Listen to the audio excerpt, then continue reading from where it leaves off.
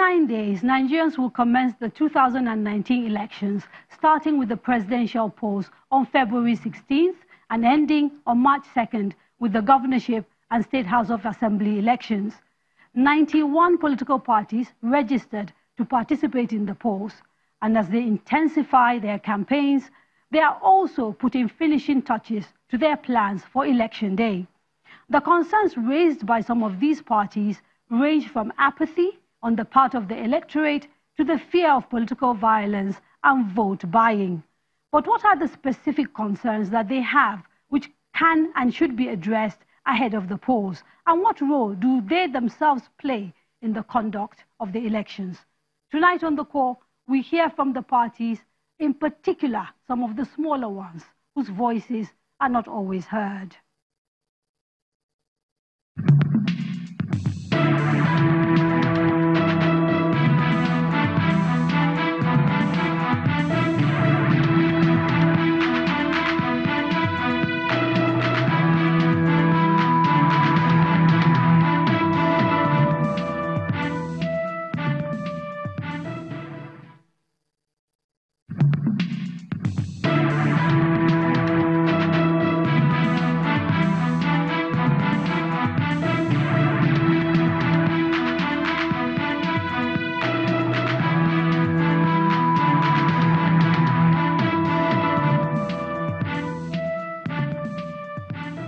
Joining me for this conversation is the youngest person vying to be the president of the Federal Republic of Nigeria, Mr. Chike Okayegbo of the Advanced Allied Party. He is joined by Mrs. Georgina Darkopo, who is also with she's the national chair of the Young Democratic Party. Mr. Emmanuel Dania is the chairman of the Alliance for New Nigeria. And finally, Mr. Richard Umoru, who is the Director of Research and Communication for the People's Redemption Party.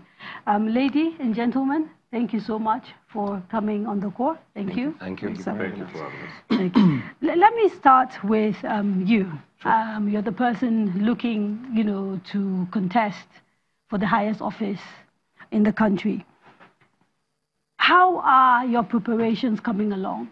The elections are just literally around the corner. How are you doing, you and your party?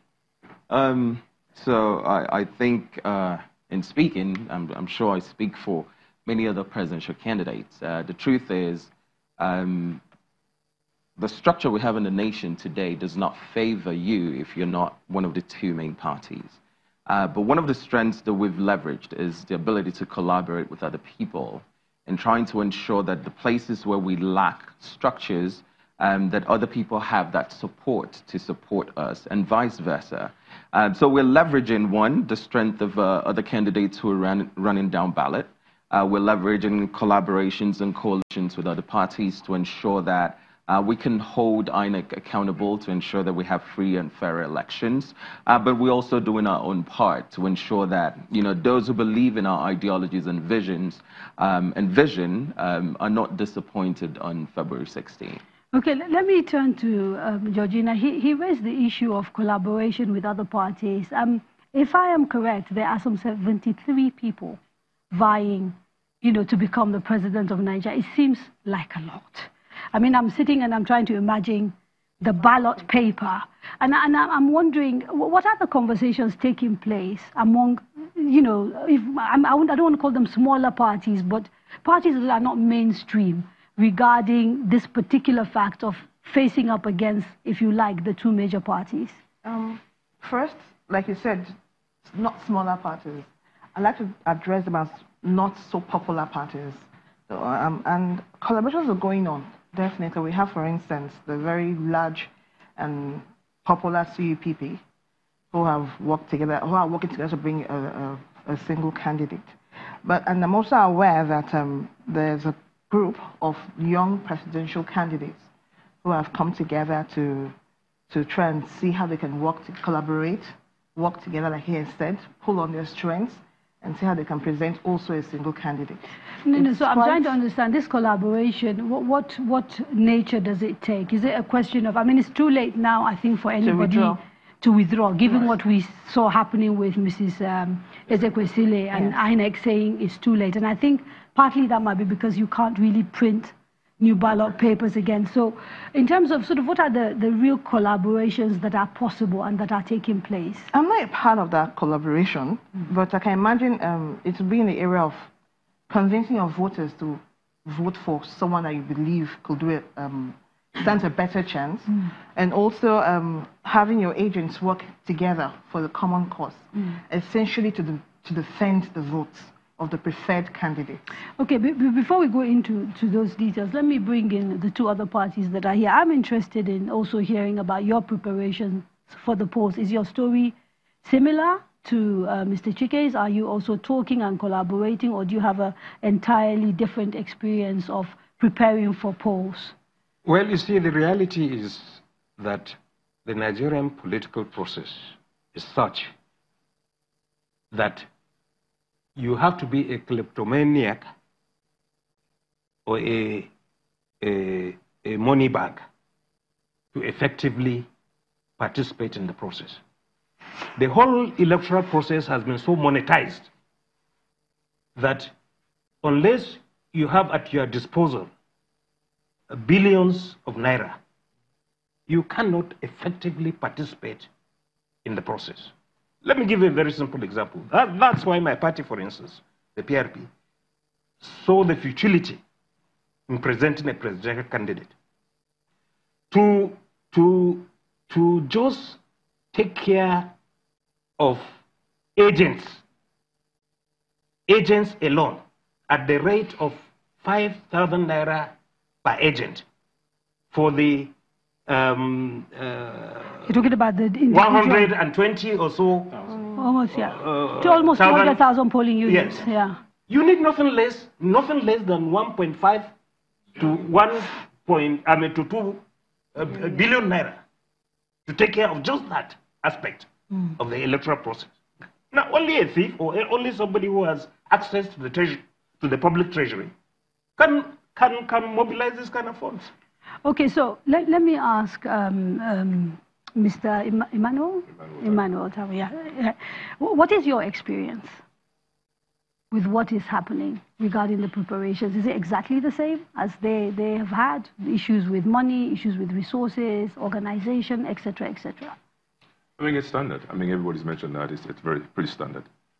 You have a political system that is designed to impoverish the people for over a period of 4 years. In that period, you amass wealth, and then you buy the vote. It's the laziest kind of politics you can ever find. And yet you are part of it. So I assume there's a reason why you felt compelled, despite the challenges, to take part. Absolutely. I mean, it was born out of necessity getting involved. We'd like to state that our parties are majority technocrats. And so we nicked ourselves technoticians, not with the fact that we do what politicians are doing, but the idea is to disrupt the process. And we have done so well. I remember that you mentioned earlier about the small parties. We have moved away from the space of a small party, Alliance for New Nigeria. We're very much in the mainstream at this moment. Are you present at every ward, every polling unit? Yes, Will you be able to represent on election day and have your agents everywhere? Yes, we can. Okay. The difference is we're not banking on the amount of monies. This is it's the ideology, and we're selling the movement. So you're working with volunteers? Young volunteers, energetic volunteers, doing door-to-door, knocking on the doors. So we're doing a lot of that even at this point in time. And we're having a lot of people around those polling booths.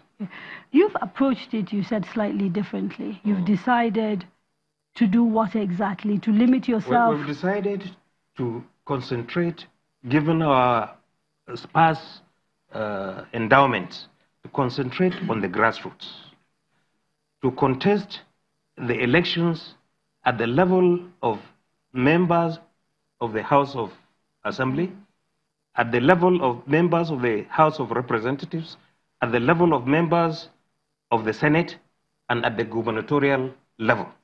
We think that given the limitations of the resources that we have, we can better deploy these resources at these levels of the competition for now. I mean, and we want to demystify the notion that you have to have tons and tons and tons of money to be able to effectively mobilize people around your philosophical objectives and around the policies and programs that you think are favorable to the proletariat. Now, apart from the problem of sort of getting your agents across the country and how the logistics of that is very, very expensive, what are the other challenges that you are facing, if any? So I think the largest, I would say the most challenging difficulty for young candidates, I would say, is in convincing our young populace that we are qualified, we are ready for this. And that's because all of our lives, we have actually never seen young dynamic leaders. So for instance, my candidacy is an anomaly for young people between ages 18 and 35.